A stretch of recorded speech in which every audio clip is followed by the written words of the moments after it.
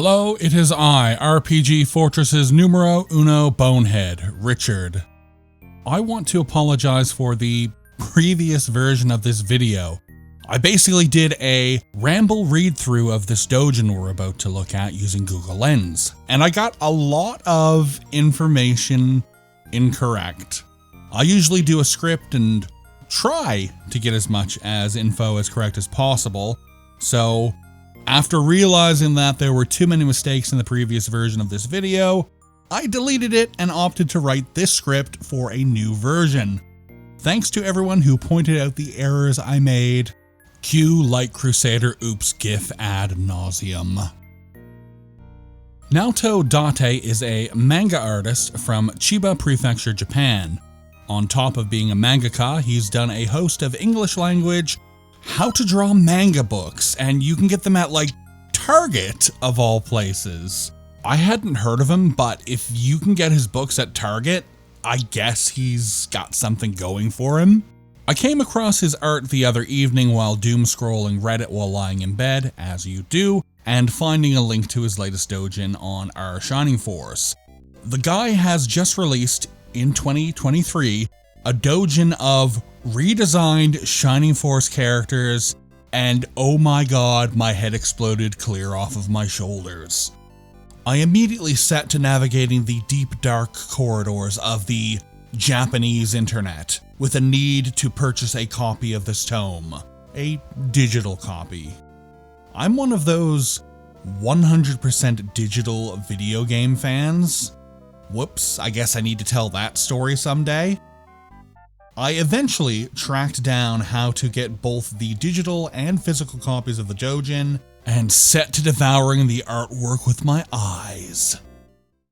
Looking at the front and back covers first, we can see that Date has opted to frame the doujin in the style of the original game's Mega Drive game box. How cool is that? The front has an adorable rendering of Simone and her history book, ready to dive into the world of Rune, and I love those little Mega Drive icons. The rear cover has lots of beautiful art to look at. First and foremost, it's your boy Max with his brand new outfit. Also, he's wearing a pansexual pride flag on his arm. I was not expecting that. Go Max, go. To the top of the page is an image right from the game. Max attacking a dark dwarf at the Gate of the Ancients. Oh, my nostalgia. At the bottom are some portraits of Henri, Lo, May, Narsha, and Jogurt. There are even more Mega Drive box style icons. Further up the page is a monochrome image that we'll return to in a little bit. Page 2 features a foreword with images of Simone holding her book, the mischievous Domingo, and the rapscallion known as Jogurt the Yogurt. Jogurt's little sign says, Squid. Over on page 3, we have Max in his reimagined outfit, looking a little bit more futuristic this time around. A nice take on the fact that he is from an ancient civilization with advanced technology. We move on to page 4, where we are greeted by the incredible looking new design of Adam. He is a lot more formidable this time. He looks like he might actually be able to do more than 2 damage in a fight. Over on page 5, we have Max in his promoted state. Very cool looking, much cooler than he looked in the original game. Hey look, and even the Chaos Breaker got a glow up. How cool.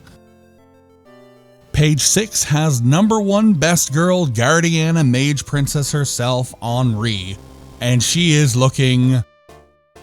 Is incredible the right word? I'm gonna go with incredible. Holy cow. And you can't have Freeze Mage Henri without Blaze Mage Teo, and Teo is next. And she is looking supremely dorky. I love those glasses. Also, I know it's Dao, but when I first started playing Shining Force, I was like 12 years old and I had no idea, and I just still call her Teo. Teo forever. Moving on to page 8, we have the Centaur with the incredible defense stat. It's May. And May is looking mighty powerful. Not a huge fan of the comically oversized lance, but still a cool design. Page 9 has a really exciting design for Force Healer Chris. Chris's original design was a little bit ho-hum, but the new design, she looks really cool. And she's also got this cool little pixie familiar. Next up, we have the Dwarven Warrior to end all Dwarven Warriors. It's Gort, and he's looking a lot more powerful this time around. Has a lot more armor, a cooler helm, kind of has a Viking style to him. Very cool. After Gort, we have Max's best friend, Lo the Halfling Healer. I like how the book refers to him as a hobbit, because hobbit is a registered trademark of the Tolkien Corporation, and even uttering its name on the internet will get you sued. That being said, it's a nice little design. Page 12 has your boy, Xylo. Once again, original name, Zappa, Frank and Zappa, that little Joe's Garage connection. I love it. And Xylo is looking a lot more antagonistic this time around. Really cool. Over on page 13, we have Bolt Wizard Aleph, and she is looking amazingly blinged out. She's looking really cool. This is definitely her promoted wizard class and not mage. Page 14 is a redesigned Musashi, who is in very light armor as opposed to in the original game where he had very heavy armor. Quite a change in appearance. I like it. Next up on page 15, we have a very interesting addition. This is Hauser, Prince of Alterone. Now, he wasn't initially in the game. He is a character that Hiroshi Kageyama created for the Shining Force manga, which I didn't even know was a thing before I did this video. I need to track those down. Also, this guy's like a Gundam pilot or something? The following 4 pages are very heavy info dumps in Japanese, a language I cannot speak, and after the failures of the original video, don't trust Google Lens to translate. On these pages, you can see some fan art from Date for Silent Mobius, Fortress of Necros, My Girl Deedlit from Record of Lodos War, and Nadia of the Mysterious Sea. On page 18 is fan art of Agrius from Final Fantasy Tactics, very cool to see. Page 19 has a beautiful map of Rune and portraits of Lord Varios, Nova, King Guardiana, the Spirit of the Ancients, Moloch, and Otrint. Back to character redesigns, we have Princess Narsha on page 20.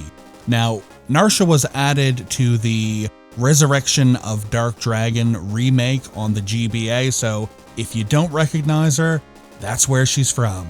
She's King Ramladu's daughter, she's a healer, she joins you, and her redesigned look is kind of similar to what it looked like in that game anyway, but it's still a cool design, I guess. On page 21, we have one of my favorites, General Elliot. He looks a lot more fierce this time around.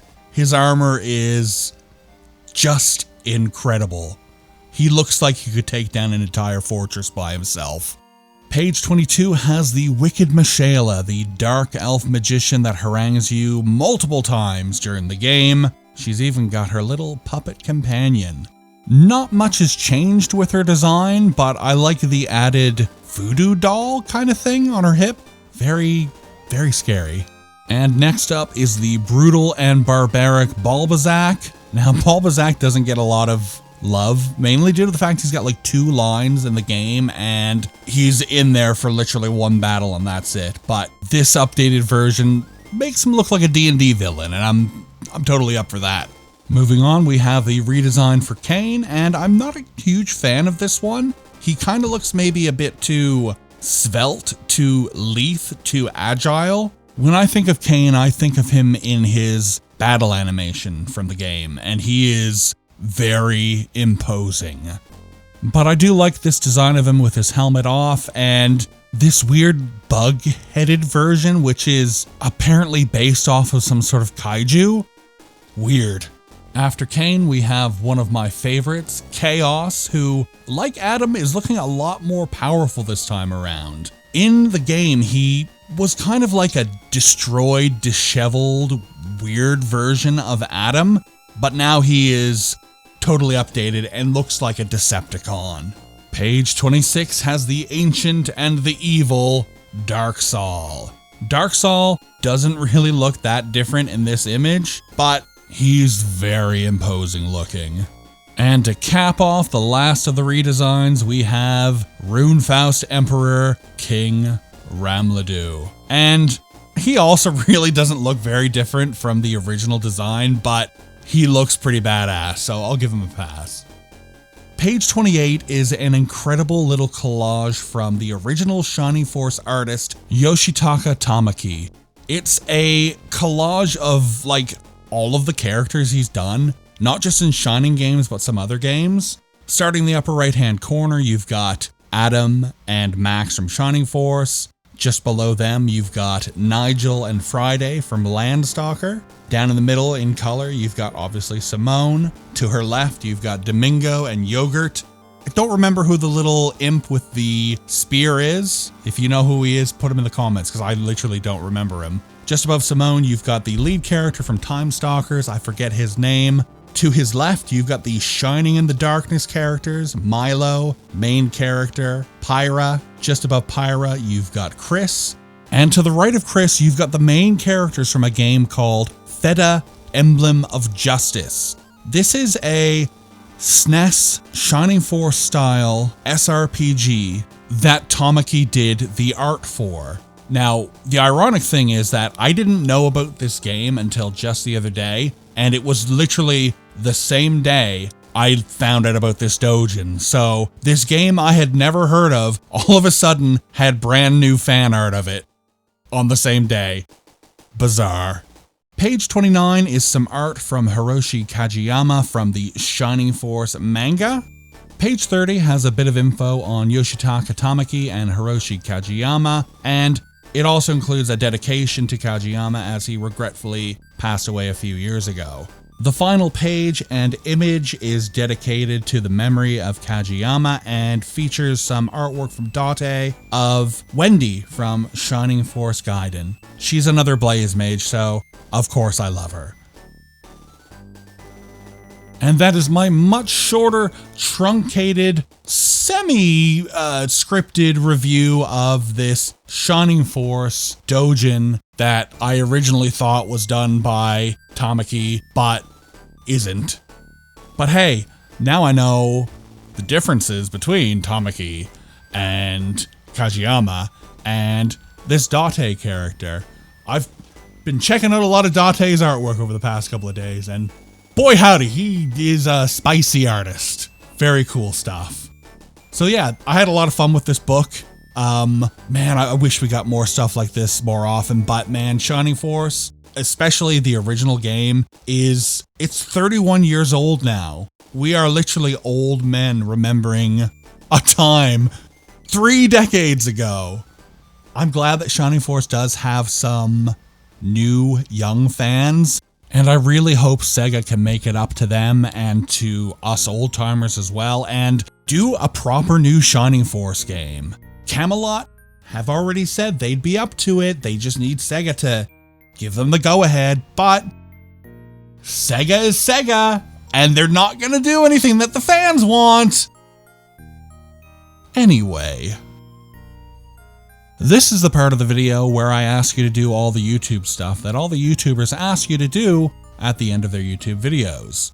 Please like, please ring the bell, please share, please comment below, please join our Discord, link below. New contest coming soon. You're gonna like this one. Get ready to enter the meat dimension. Alright, that's all I have this time. This tiny little video has turned into 2 medium-sized videos, so I really gotta go lay down for a bit. I've been Richard for RPG Fortress. Thank you for watching, and don't forget to hug a cat.